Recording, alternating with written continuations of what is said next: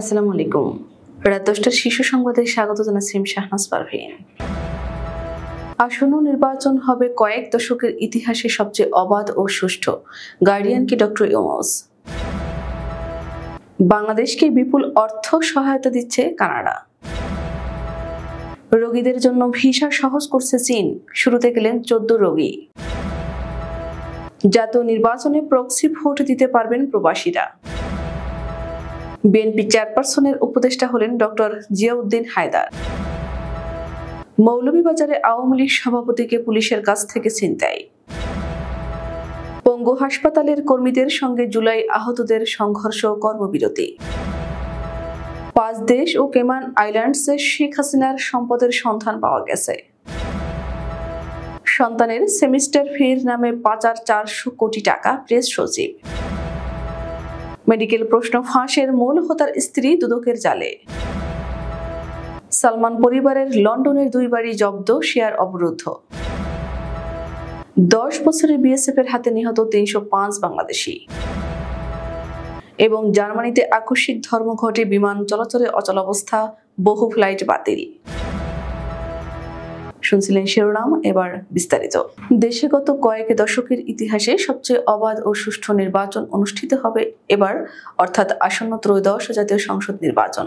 British গণমাধ্যম the গার্ডিয়ানকে দেওয়া এক সাক্ষাৎকারে এমনটি বলেছেন অন্তর্বর্তী সরকারের প্রধান উপদেষ্টা ডক্টর মোহাম্মদ ইউনূস। তিনি আরো বলেন, এবছর ডিসেম্বর থেকে আগামী বছর মার্চের মধ্যে যে কোনো সময় নির্বাচন অনুষ্ঠিত হতে পারে। বাংলাদেশ সহ ইন্দো প্যাসিফিক অঞ্চলে নতুন করে 272 বাংলাদেশি বা 27 কোটি 21 লাখ ডলারের সহায়তা প্যাকেজ ঘোষণা করেছে কানাডা। স্থানীয় সময় রোববার দেশটির আন্তর্জাতিক উন্নয়ন মন্ত্রী আহমেদ হোসেন এই অর্থায়নের ঘোষণা দেন। ট্রাম্প প্রশাসন ক্ষমতা নেয়ার পরই মার্কিন আন্তর্জাতিক উন্নয়ন সংস্থা USAIDর মাধ্যমে বৈদেশিক সহায়তা বন্ধ করে দেয়। ওয়াশিংটনের এমন বিমাতাসুলভ আচরণের মধ্যে বৈদেশিক সহায়তার ঘোষণা দিয়ে সম্পর্ক জোরদার করেছে কানাডা। ভিসা সমস্যার কারণে চিকিৎসা সেবা নিতে ভারতে যেতে পারছেন না বাংলাদেশের অনেক অসুস্থ মানুষ। এমন ব্যক্তিদের জন্য বিকল্প হিসেবে চীনে কয়েকটি হাসপাতালে ব্যবস্থা করে দিতে দেশটিকে অনুরোধ করে অন্তর্বর্তী সরকার। এর আওতায় আজ সোমবার রোগীদের প্রথম দল দেশটির ইউনান প্রদেশের কুনমিং রওনা হয়েছে। মোট 31 সদস্যের এই দলটিতে আছেন 14 জন রোগী। রোগীর পরিবারের সদস্য 6 জন, 5 জন চিকিৎসক ও ট্রাভেল এজেন্সির 5 জন প্রতিনিধি। ইউনানের 3টি হাসপাতাল বাংলাদেশের রোগীদের জন্য ঠিক করা আছে। সেখানে এই রোগীরা চিকিৎসা ও স্বাস্থ্য পরীক্ষা করতে পারবেন। আগামী জাতীয় নির্বাচনে প্রক্সি ভোট দেওয়ার সুযোগ পাচ্ছেন প্রবাসী বাংলাদেশিরা। সোমবার রাজধানীর আগারগাঁওয়ে নির্বাচন কমিশনার কার্যালয়ে আয়োজিত বৈঠক শেষে একথা জানানো হয়। এতে আগামী জাতীয় নির্বাচনে যারা প্রবাসী রয়েছেন তাদের পক্ষ থেকে অন্য কেউ ভোটাধিকার প্রয়োগ করতে পারবেন, তবে এটির প্রক্রিয়া সম্পর্কে স্পষ্ট কিছু জানায়নি নির্বাচন কমিশন। এর আগে নির্বাচন কমিশনের কার্যালয়ে প্রধান নির্বাচন কমিশনার AMM নাসির উদ্দিনের সঙ্গে বৈঠক করেন বাংলাদেশে নিযুক্ত British high commissioner Sarah Cook. ওই বৈঠক শেষে সারাহ কুক বলেন, যুক্তরাজ্য বাংলাদেশে একটি সুষ্ঠু, নিরপেক্ষ ও অংশগ্রহণমূলক নির্বাচন চায়, আর এই জন্য যে কোনো সহায়তা দিয়ে বাংলাদেশের পাশে থাকবে। আসন্ন নির্বাচন বিষয়ে ফলপ্রসূ আলোচনা হয়েছে বলেও জানান ব্রিটিশ হাই কমিশনার।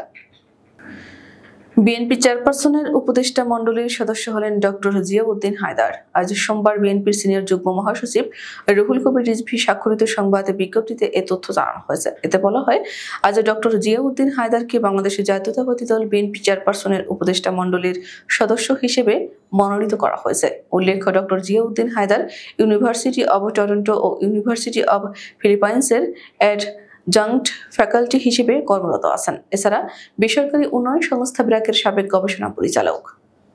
মৌলভীবাজার সদর উপজেলার আখাইলকুড়া ইউনিয়ন আওয়ামী লীগ সভাপতি হাজী আহমদ উদ্দিনকে পুলিশের হাত থেকে ছিনিয়ে নিয়েছেন স্থানীয় আওয়ামী লীগের নেতাকর্মীরা। এই ঘটনায় সোমবার সকালে অভিযান চালিয়ে 4 জনকে আটক করেছে মৌলভীবাজার মডেল থানার পুলিশ। এর আগে রোববার রাতে সদর উপজেলার খলিলপুর ইউনিয়নের কাটারাই বাজারে অভিযান চালিয়ে হাজী আহমদ উদ্দিনকে আটক করে শেরপুর পুলিশ ফাঁড়ির সদস্যরা। আটক হাজী আহমদ উদ্দিনকে পুলিশ সদস্যরা মোটরসাইকেলে তুলতে চাইলে স্থানীয় আওয়ামী লীগ নেতারা পুলিশের সঙ্গে ধস্তাধস্তি করে ছিনিয়ে নিয়ে যায়।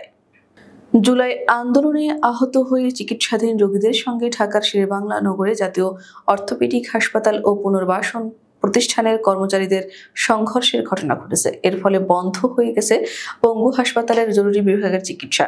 সোমবার দুপুরের দিকে এই সংঘর্ষের ঘটনা ঘটে। এতে শিক্ষার্থী, আনসার কর্মচারী সহ অন্তত 13 জন আহত হয়েছেন। এদিকে জরুরি বিভাগের সেবা বন্ধ থাকায় চিকিৎসা নিতে আসা রোগীদের পোহাতে হচ্ছে দুর্ভোগ। জানা যায়, সংঘর্ষের ঘটনার পর দুপুর 1টা থেকে হাসপাতালে কর্মবিরতি চলছে। এতে রোগীদের চরম দুর্ভোগ পোহাতে হচ্ছে। কর্মবিরতির কারণে হাসপাতালের জরুরি বিভাগের কার্যক্রম বিকেল 5টা পর্যন্ত বন্ধ দেখা গেছে এবং প্রায় 30 মিনিট অস্ত্রোপচার বন্ধ ছিল। চীনের বিশেষ প্রশাসনিক অঞ্চল হংকং সহ 5টি দেশ ও কেমান আইল্যান্ডস দ্বীপপুঞ্জে সাবেক প্রধানমন্ত্রী শেখ হাসিনার সম্পদের সন্ধান পাওয়া গেছে বলে জানিয়েছেন প্রধান উপদেষ্টার প্রেস সচিব শফিকুল আলম। সোমবার রাজধানীর বেইলি রোডের ফরেন সার্ভিস একাডেমিতে আয়োজিত প্রেস ব্রিফিংয়ে তিনি এ তথ্য জানান। প্রেস সচিব শফিকুল আলম বলেন, সাবেক প্রধানমন্ত্রী শেখ হাসিনা, তার পরিবার ও তাদের স্বার্থ সংশ্লিষ্ট ব্যক্তি প্রতিষ্ঠানের বিরুদ্ধে বিএফআইইউ ও যৌথ তদন্ত দল অনুসন্ধানে অবৈধভাবে দেশ বিদেশে বিভিন্ন সম্পদের সন্ধান পেয়েছে। প্রধান উপদেষ্টার প্রেস সচিব শফিকুল আলম বলেছেন, অনেক ছেলে মেয়ে বিদেশে পড়তে যায়। এক কেসে দেখা গেছে ছেলের একটি সেমিস্টারের টিউশন ফি হিসেবে 400 কোটি টাকা বিদেশে পাঠানো হয়েছে। সোমবার রাজধানীর বেইলি রোডের ফরেন সার্ভিস একাডেমিতে প্রধান উপদেষ্টার প্রেস উইং আয়োজিত এক সংবাদ সম্মেলনে তিনি একথা বলেন। প্রেস সচিব বলেন, মানি লন্ডারিংটা কিভাবে হয়েছে দেখুন, তবে তদন্তের স্বার্থে আমরা ব্যক্তির নাম প্রকাশ করছি না।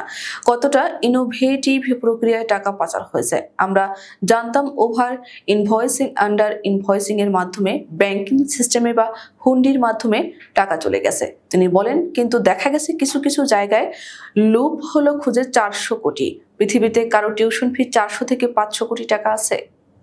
মেডিকেল ও ডেন্টালের প্রশ্ন ফাঁসের মূল হোতা জসিম উদ্দিন ভূঁইয়া মুন্নুর স্ত্রী শারমিন আরা জেসমিনের 34 বিঘা জমি জব্দ ও 6টি ব্যাংক হিসাব অবরোধের আদেশ দিয়েছেন আদালত। এর মধ্যে 810% বাগানবাড়ি 3 ও 4 তলার 2টি বাড়ি, 12,000 বর্গফুটের টিন শেড ও 8 তলার বাণিজ্যিক ভবন সহ 34.39 বিঘা জমি রয়েছে। আর 6টি ব্যাংক হিসেবে 5,82,229 টাকা রয়েছে।